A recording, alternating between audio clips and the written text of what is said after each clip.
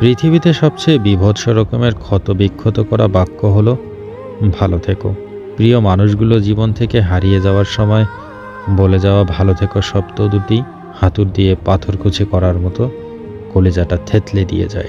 এই শহরে কোটি কোটি প্রেমিক কিংবা প্রেমিকা এই ভালো থেকো বাক্যের সাথে প্রতিদিন পরিচিত হচ্ছে। বাড়ছে আত্মহত্যা নামক খুনের তালিকা। এই ভালো থেকো বাক্যের ভিতরে লুকিয়ে আছে সিলিং ফ্যানের রশি কিংবা বিষ জাতীয় মরণের উপকরণ।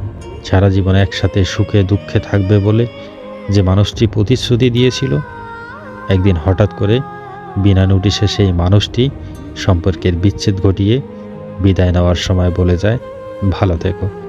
যে বন্ধুটি মন খারাপ করে থাকলে নিজেকে অসহায় মনে হতো, যে বন্ধুকে ছাড়া নিয়মে অনিয়মে খাবার খাওয়া হতো না, সামান্য কারণবশত কিংবা ভুল বোঝাবুঝির জন্য সেই বন্ধু দূরে চলে যাওয়ার সময় বলে যায় ভালো থাকিস। জীবনের সাথে জড়িত এমন অসংখ্য প্রিয় মানুষের তালিকা আছে আমাদের।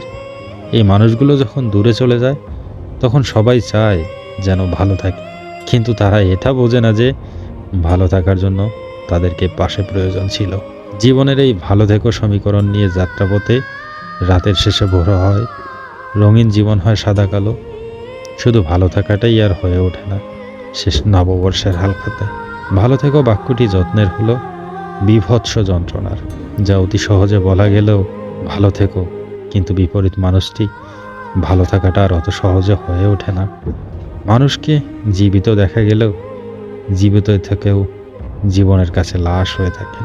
যে লাশের পছন্দ থাকলেও গন্ধ নেই। তাই ভালো থেকো শব্দটা পৃথিবীর সবচেয়ে বড় হত্যার নাম।